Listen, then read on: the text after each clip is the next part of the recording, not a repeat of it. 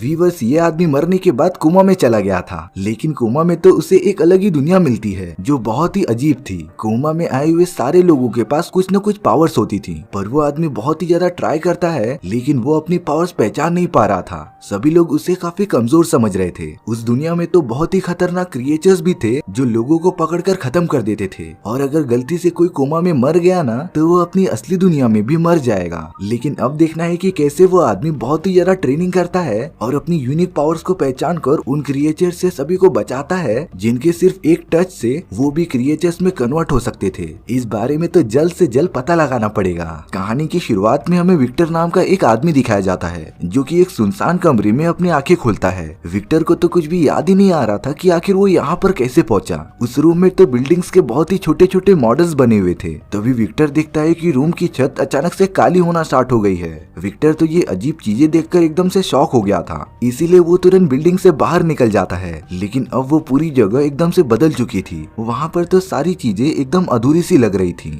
जमीन से लेकर बिल्डिंग तक सारी चीजें ब्लैक मैटर में कन्वर्ट होती जा रही थी। यहाँ तक कि इंसान भी आधे अधूरे थे, किसी का सर नहीं था तो किसी का पैर। और अब तो विक्टर ये सारी चीजें देखकर एकदम से कंफ्यूज हो गया था। लेकिन जब तक वो पूरी जगह को और अच्छी तरीके से देखता तब उसकी तरफ बहुत ही तेजी से एक काला क्रिएचर आ रहा था। उस क्रिएचर की बॉडी का तो प्रॉपर स्ट्रक्चर भी नहीं था, लेकिन इसके बाद भी वो काफी डरावना लग रहा था। पर वो क्रिएचर जैसे ही विक्टर पर हमला करता है तभी उस जगह पर अचानक 3 लोग आ जाते हैं जिन्होंने मिलकर विक्टर को बाल बाल बचा लिया था। पर वो उस खतरनाक क्रिएचर को ज्यादा देर तक नहीं रोक सकते थे, इसीलिए विक्टर उन लोगों के साथ भागने लगता है। पर अब उस क्रिएचर ने उनका पीछा वापस से करना स्टार्ट कर दिया था। विक्टर और वो लोग भागते भागते एक जगह पर पहुंचते हैं जहाँ एकदम से रास्ता खत्म ही हो गया था। विक्टर को तो कुछ भी समझ ही नहीं आ रहा था कि वो आखिर क्या करे। पर तभी माइक नाम का आदमी विक्टर को धक्का दे देता है, जिससे कि विक्टर तेजी से नीचे गिरता हुआ एक हवा में उड़ती हुई जमीन पर आ गया था। यानी कि वो सारी चीजें एक दूसरे से कनेक्टेड थीं।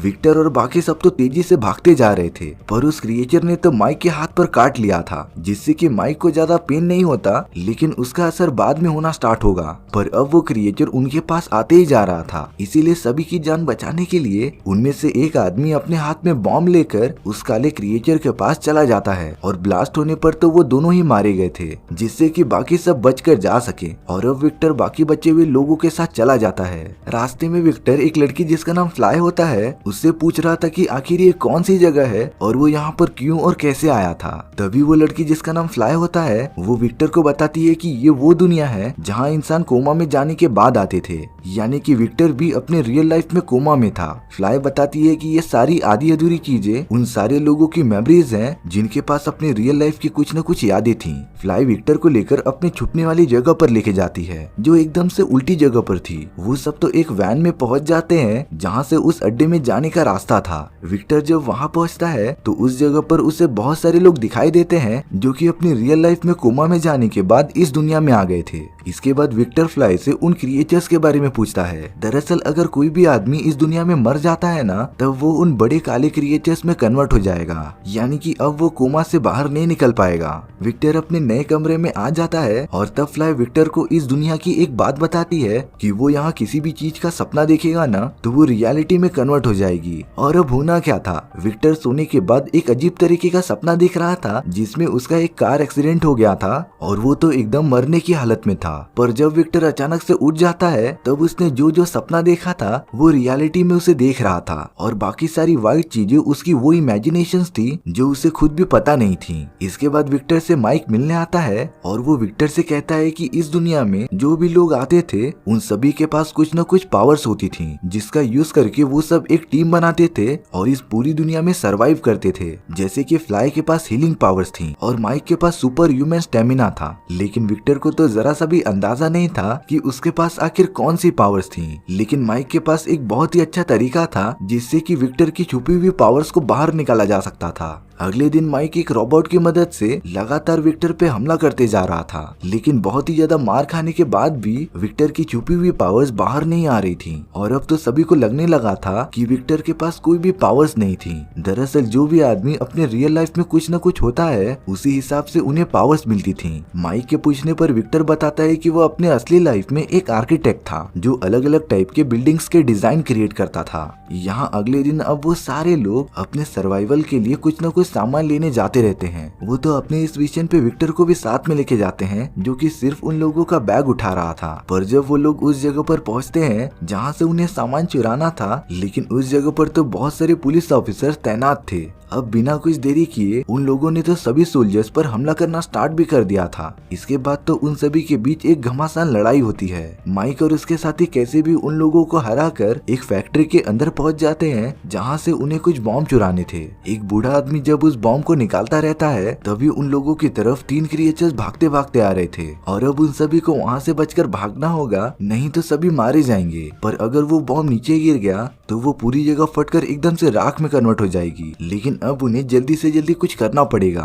किसी को कुछ भी समझ ही नहीं आ रहा था कि आखिर वो इस मोमेंट पर क्या करे। तभी विक्टर अपने हाथ से दिमाग को हाथ लगाता है और कुछ सोचने लगता है। तब जाकर विक्टर ने अपने अंदर की पावर्स को पहचान लिया था। दरअसल विक्टर के पास ये पावर थी कि वो अपने माइंड में कुछ भी सोचकर कोई भी चीज बना सकता था और अब उसने बॉम्ब को डिस्ट्रॉय ना होने के लिए एक स्लाइडर का स्ट्रक्चर बना दिया था, जिसकी वजह से वो बॉम्ब फिसलते फिसलते नीचे आ गया था और अब वो सारे लोग एकदम करेक्ट टाइम पर उस जगह से बाहर निकलकर अपने अड्डे पर आ गए थे। उस रात तो सभी लोग विक्टर की पावर्स की तारीफ कर रहे थे। तभी एक बूढ़ा आदमी जिसका नाम गैरी था, जो कि कोमा की दुनिया में सबसे पहले आया था, वो तो विक्टर की इन पावर्स को देखकर काफी शॉक हो जाता है, क्योंकि उसने आज तक किसी को भी अपने माइंड का यूज करके कोई भी चीज बनाते हुए नहीं देखी थी। और अब गैरी उनके लिए एक बहुत बड़ी सिटी बनाने के लिए कहता है, जहाँ पे वो क्रिएचर्स आ ही ना पाए। विक्टर कहता है कि वो इस बारे में ट्राई कर सकता है और अब विक्टर काफी एक्साइटेड हो गया था। वो तो रात को सोता भी नहीं और वो लगातार अपने पावर्स की प्रैक्टिस करते ही जा रहा था। अगले दिन जब वहाँ के सारे लोग सिटी बनाने की जगह पर पहुँचते हैं, पर तभी उन सभी पर बहुत सारे क्रिएचर्स ने हमला कर दिया था।